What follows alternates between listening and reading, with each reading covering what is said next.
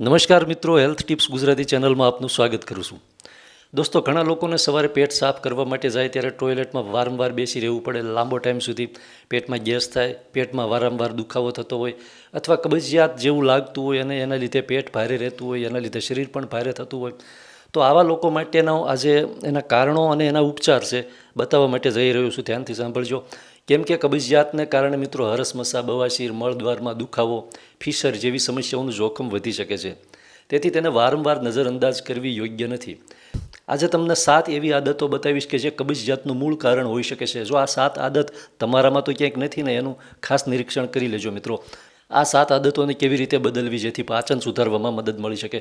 કઈ 7 આદતો છે? તો એમાં એક છે નંબર 1 કે પૂરતું પાણી ન પીવું. કબજિયાતનું એક સામાન્ય કારણ છે કે આખો દિવસ પૂરતું પાણી ન પીવાથી કબજિયાત થઈ શકે છે. જ્યારે શરીરમાં પાણીની કમી થાય છે ત્યારે મોટું આંતરડું છે એ મળમાંથી વધુ પાણી શોષી લે છે.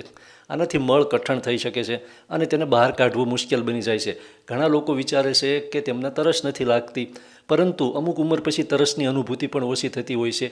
અથવા તો ખાસ કરીને ગરમીની ઋતુમાં અથવા કસરત કે વધુ પરસેવો થવાથી શરીરને પાણીની જરૂરિયાત વધી જાય છે.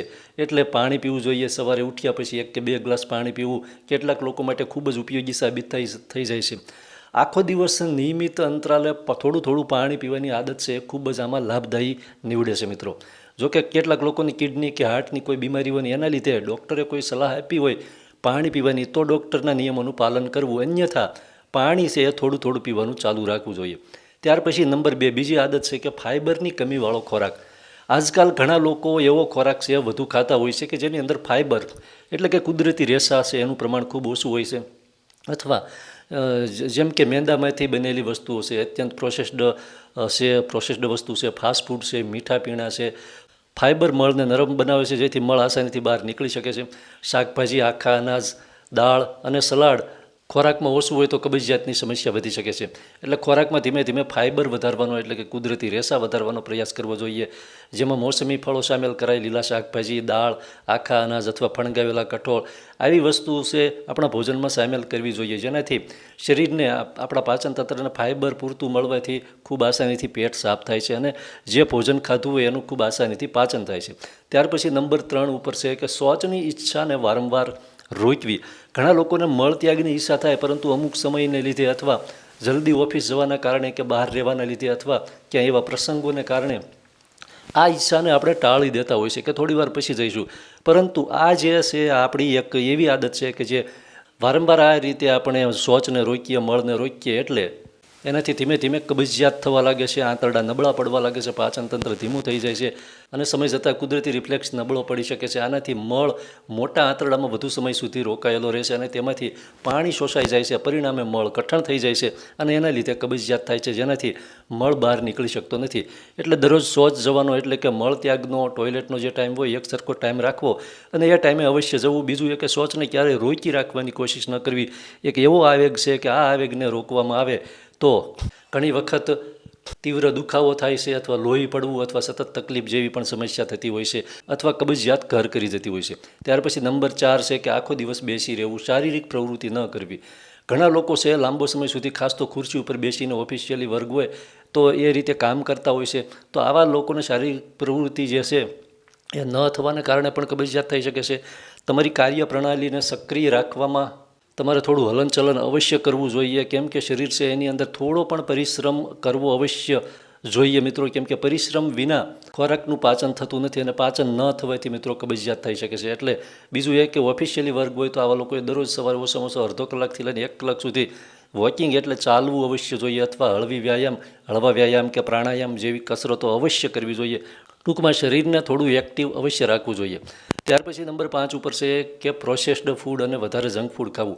આજકાલ પીઝા, બર્ગર, સમોસા, કચોરી, નમકીન, ચિપ્સ, બિસ્કિટ અને પેકેટવાળા જે સ્નેક્સ છે ઘણા લોકોની દિનચર્યા બની ગઈ છે અને ઘણા લોકોનો જીવનનો એક હિસ્સો બની ગયો છે કે એકાંતરા અથવા દરરોજ ખાવું જ જોઈએ એવી વસ્તુ.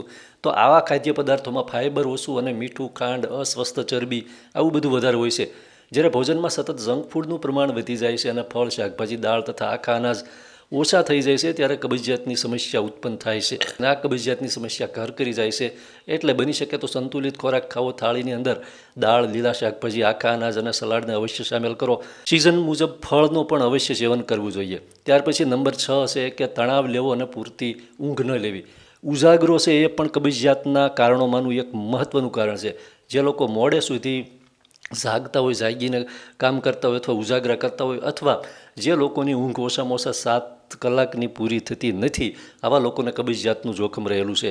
બીજું એક કે તણાવ. જ્યારે ઊંઘ પૂરી નહીં થાય ત્યારે માનસિક તણાવ ઉત્પન્ન થશે. એને લીધે આપણું પાચન તંત્ર છે એની સીધી અસર એના ઉપર પડે છે. એટલે ઓછામાં ઓછી 7 થી 8 કલાકની ઊંઘ લેવાનો પ્રયાસ કરો. આટલી ઊંઘ ફરજિયાત બની શકે તો રાત્રે જ ઊંઘ છે એ પૂરી કરવી જોઈએ. એ સિવાય સવારે વહેલા ઉઠીને હળવું વોકિંગ અને પ્રાણાયામ, યોગ પ્રાણાયામ કરવાથી તણાવ દૂર થાય છે. ત્યાર પછી નંબર 7 ઉપર છે કે ડૉક્ટરની સલાહ વગર વારંવાર કબજિયાતની દવા લેવી. ઘણા લોકોની એક આદત હોય છે કે જ્યારે કબજિયાત થાય, પેટમાં ગેસ થાય એટલે દુકાનેથી અથવા મેડિકલમાંથી ટેબ્લેટ લઈ આવે અને સીધી ગળી જાય. આ રીતે વારંવાર ટેબ્લેટ છે એનું સેવન ન કરવું જોઈએ. ડૉક્ટરની સલાહ વિના કોઈ પણ પ્રકારની ટેબ્લેટ છે એ વારંવાર ન લેવી જોઈએ. આ રીતે કબજિયાતની કે ગેસની વારંવાર ટેબ્લેટ લેવાથી કબજિયાત છે આપણા શરીર ઉપર હાવી થઈ જાય છે.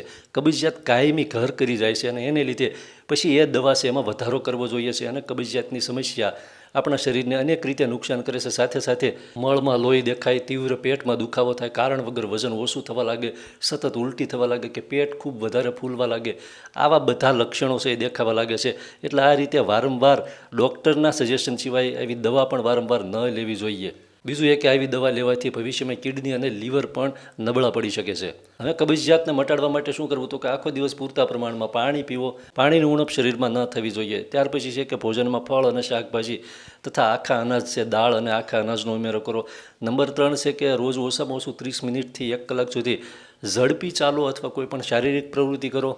ત્યાર પછી જંક ફૂડ, ફાસ્ટ ફૂડ છે એનો ત્યાગ કરી દો અને સિઝનલ ફળ છે અવશ્ય ખાવા જોઈએ.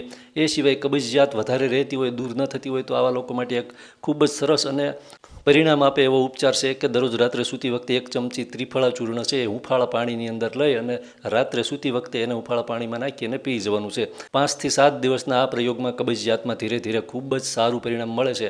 આ રીતે કબજિયાત દૂર થાય પછી ભોજનશૈલી શુદ્ધ અને સાત્વિક ઘરનું જ ભોજન લેવાનું છે. પછી ત્રિફળા પણ લેવાનું નથી.